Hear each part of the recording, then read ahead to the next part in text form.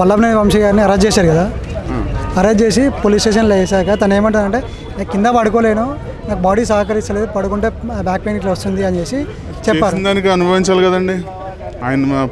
ఇది వరకు మరి బూతులు తిట్టడం ఇవన్నీ సమంజసం కాదు కదా.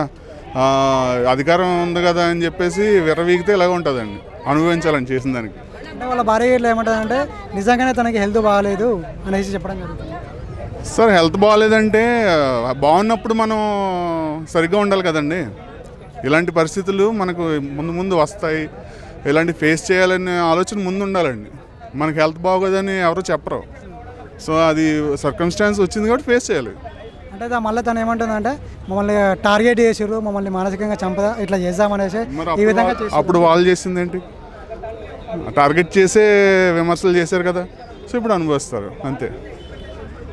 ఒకవేళ ఇప్పుడు తనకి ఒకవేళ నిజంగా హెల్త్ బాగాలేదు అనేసి చెప్పడం జరుగుతుంది కదా, చెప్తే ఒకవేళ తనకి బెడ్ లేదంటే మంచంగానే ప్రొవైడ్ చేయడం జరుగుతుందా?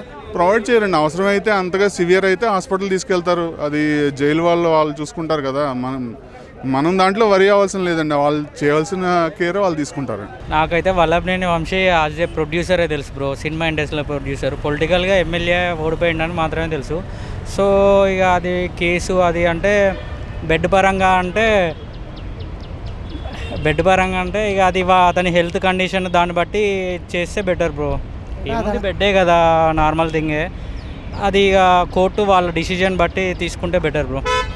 అంటే డాక్టర్స్ వచ్చేసి ఆయన హెల్త్ చెక్ చేసి అవి ఇస్తే బెటర్ అని మీరు అంటారు? అంతే కదా బ్రో. ఇప్పుడు ఎవరెవరికో ఎన్నో చేస్తుంటారు. బెడ్ అంటే సింపుల్ థింగే కాబట్టి చేస్తే బెటర్ బ్రో. ఎందుకంటే తను కూడా ఏపీకి సర్వ్ చేశాడు కదా 5 years. గుడ్ ఆర్ బ్యాడ్ పక్కన పెట్టేస్తే పొలిటికల్ నుండి వచ్చినోడే కదా. సో కొంచెం బెటరే బ్రో చేస్తే. అంటే ఏమంటారంటే అట్లా ఇస్తే ఏమంటారంటే అంటే ఆల్రెడీ సౌకర్యాలు అనేసి ఇంట్లో ఉన్నాయి కాబట్టి అట్లాంటి సౌకర్యాలు కోరుకుంటుండే అనేసి మళ్ళీ అంటారు కదా. దాని గురించి బ్రో ఒక్కొక్క పెద్ద పొలిటీషియన్ పోతే ఒక రూము సపరేట్ లగ్జరీగా అది ఇస్తారు. ఇతను అడిగింది జస్ట్ ఒక బెడ్, అది ఇస్తే ఏమున్నది బ్రో. ఆయన ఎమ్మెల్యే అయినా కూడా ఒక సాధారణమైన మనిషే కదా. సో మనిషికి అంటే పడుకోవడానికి అంటే కరెక్ట్ ఫెసిలిటీ ఉండకపోవచ్చు. ఒక మనిషిగా ఆయన అడిగి ఉంటాడు.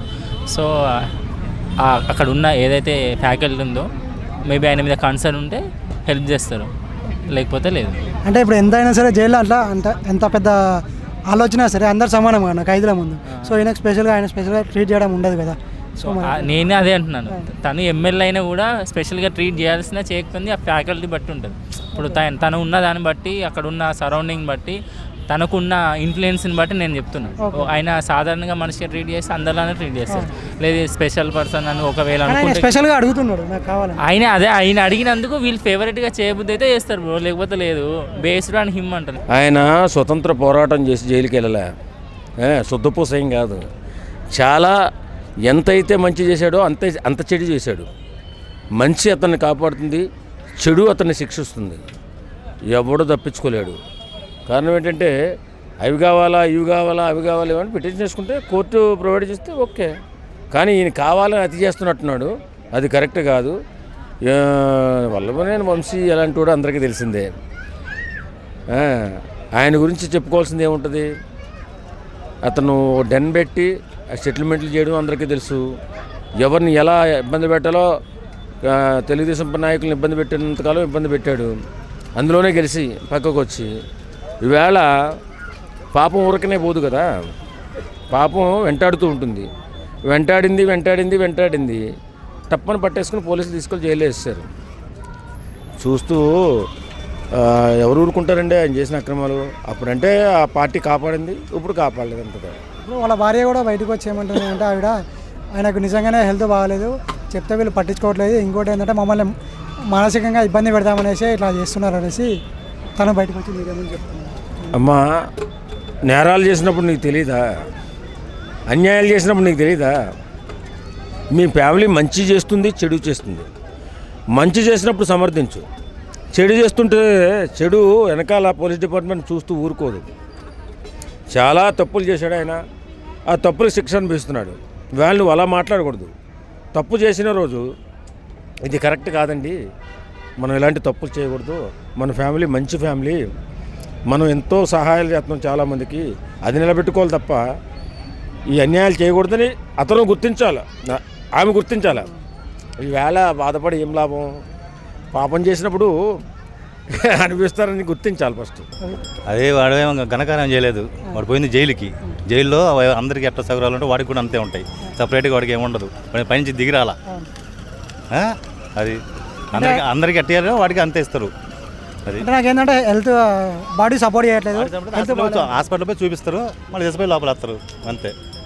గవర్నమెంట్ హాస్పిటల్ తీసుకుపోతారు, చూపిస్తారు, వాళ్ళే పోలీసు వాళ్ళు జైలు వస్తే తీసుకుపోతారు, తీసుకుపోయి చేపిస్తారు. అయితే వాళ్ళ భార్య ఇట్లా ఏమంటున్నదంటే నిజంగానే తనకి హెల్త్ బాగాలేదు, ఆయన చెప్పినా కానీ వినట్లేదు. ఇంకోటి ఏంటంటే మమ్మల్ని మానసికంగా ఇబ్బంది లేదు, బాగానే ఉన్నాడు, దున్నపోతులాగా ఉన్నాడు, బాగానే ఉన్నాడు, మనిషి చూడాలి. వాళ్ళ భార్య అనడం వాళ్ళు అంటుంటారు ఇవన్నీ లోపల పడ్డాక రకరకాలుగా అంటుంటారు, అవన్నీ మనం పడుచుకోకూడదు.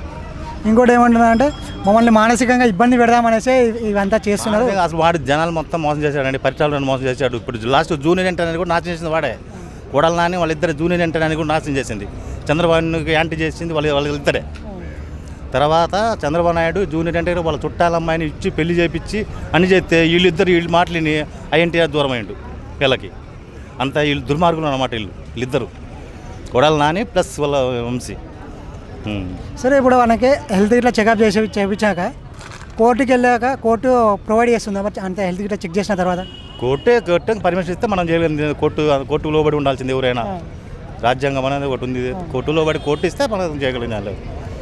ఒకవేళ హెల్త్ పర్వాలేదు ఆరు చూపిస్తారు, మళ్ళీ తీసుకుని లోపల పెడతారు, అది అంతే.